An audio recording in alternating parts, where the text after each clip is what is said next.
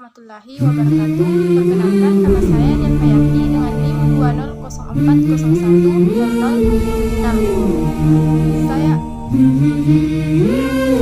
membuat video ini dengan memenuhi salah satu tugas semester Ekonomi Mikro Islam, Fakultas Ekonomi dan Bisnis Islam, Institut Agama Islam Negeri Palopo.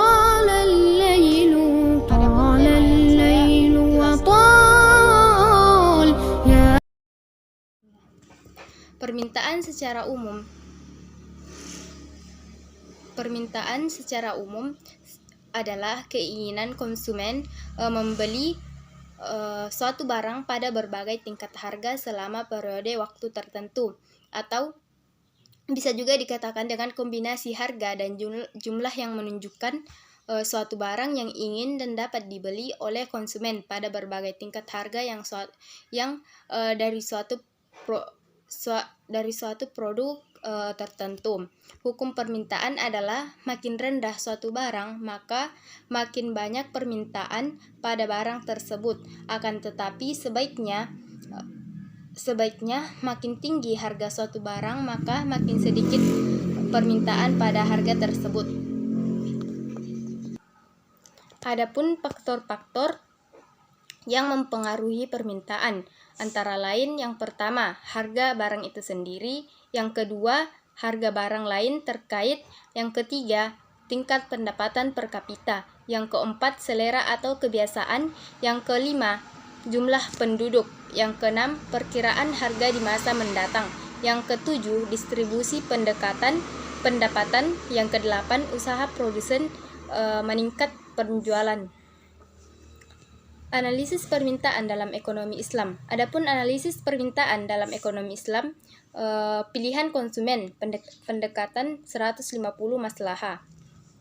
Pendekatan 150 maslahah berdasarkan pada pandangan bahwa maslahah terutama berkah hanya bisa dirasakan namun tidak bisa diukur. Seberapa besar konsumen hanya bisa membandingkan tinggi rendahnya berkah antara kegiatan konsumsi. Kurva 150 maslahah, kombinasi dua barang atau jasa, perubahan tingkat maslahah, adapun batasan individu dan etika dalam kombinasi. Yang pertama, kendala anggaran. Anggaran adalah suatu yang penting untuk melakukan permintaan terhadap suatu barang atau jasa. Namun, seorang individu tidak akan dapat membeli barang dan jasa apabila anggaran yang kita punya tidak mencukupi untuk membeli suatu barang dan jasa atau jasa yang kita butuhkan atau keinginan. Dalam kata lain, anggaran juga dapat diartikan sebagai uang. Jadi di sini kendala anggaran menjadi penghalang pada konsumen untuk konsumsi barang dan jasa. Anggaran tidak sebatas dengan pendapatan yang diperoleh seseorang konsumen, namun sejumlah uang tertentu yang sengaja disisihkan guna untuk membiayai kegiatan konsumsi. Dalam Islam, umat Islam tidak dianjurkan untuk menghabiskan seluruh pendapatannya pada suatu tempat saja atau belanja tertentu berlebihan, namun sebagian pendapatan tersebut harus juga disedekahkan sebagian dan investasi tabungan. Kendala insaf. Adapun kendala insaf ini dalam ajaran Islam, seseorang yang mempunyai harta yang lebih namun tidak diperbolehkan untuk membelanjakan atau membeli apa saja dalam jumlah yang cukup besar. Batasan anggaran harus dipenuhi, tetapi banyak yang belum paham mengenai batasan ini. Secara umum, kriteria insaf akan berbeda sesuai dengan kenyataan yang dimiliki oleh konsumsi. Jadi, semakin kaya seorang konsumen, maka batasan insaf ini berlebih-lebih dalam membelanjakan harta, maka semakin meningkat, namun hal tersebut juga memiliki batasan. Adapun cara untuk menghindari untuk terhindar dari insaf ini, maka terdapat prinsip yang harus kita pegang, yaitu dalam melakukan konsumsi setiap barang harus bisa menciptakan maslahatan. Adapun indikator yang dapat digunakan untuk menilai apakah konsumsi barang tersebut bisa menciptakan maslahat atau tidak. Pertama, untuk barang tahan lama, maka konsumsinya tidak sampai menimbulkan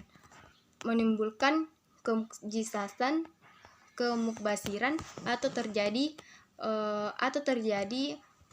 kemukbasiran di dalamnya. Yang kedua, untuk barang yang sekali pakai dalam melakukan konsumsi, maka tingkat utilitasnya adalah tingkat utilitas tertinggi atau tingkat kepuasan tertinggi melebihi dari situ. Melihat potensi yang seharusnya jika dihitung kelayakannya, maka mencapai tingkat kelayakan standar atau lebih besar. Jadi kita harus memperhatikan kelayakan suatu barang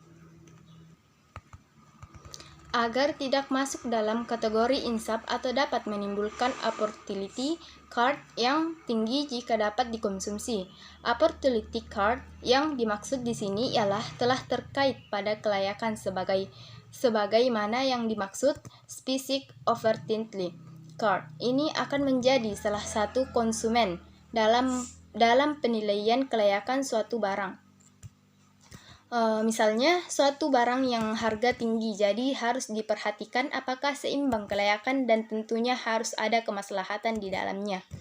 Yang keempat, tidak boleh dilandasi dengan tujuan yang batil. Dalam mempertimbangkan pertumbuhan orang lain, Islam mengajarkan kita harus tidak berlebih-lebihan dalam konsumsi atau insaf. Tidak berlebih-lebihan. Islam juga menuntun kita agar punya kepedulian kepada orang lain, terutama pada kerabat, tetangga, fakir miskin, yatim piatu, dan orang yang membutuhkan. Tingkat kepedulian ini akan berpengaruh terhadap konsumsi, sehingga akan mempengaruhi seberapa besar barang yang diminta oleh konsumen. Secara spesifik, kepedulian ini dimaknai sebagai bentuk amal soleh, yaitu kemauan konsumen dalam membelanjakan barang atau jasa untuk memenuhi kebutuhan orang lain.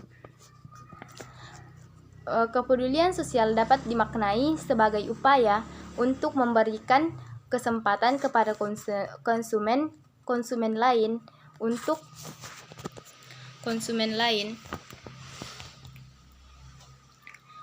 untuk memberi barang yang dibutuhkan, misalnya ketika kekurangan stok barang. Pembayaran. Adapun efek situasi dalam perubahan harga. Yang pertama, kenaikan harga tanpa adanya perubahan kandungan maslahah. Yang kedua, kenaikan harga barang yang disertai dengan penurunan kandungan maslahah. Kecilnya harga barang disertai dengan kenaikan kandungan maslahah. Sekian dari materi yang saya jelaskan. Assalamualaikum warahmatullahi wabarakatuh.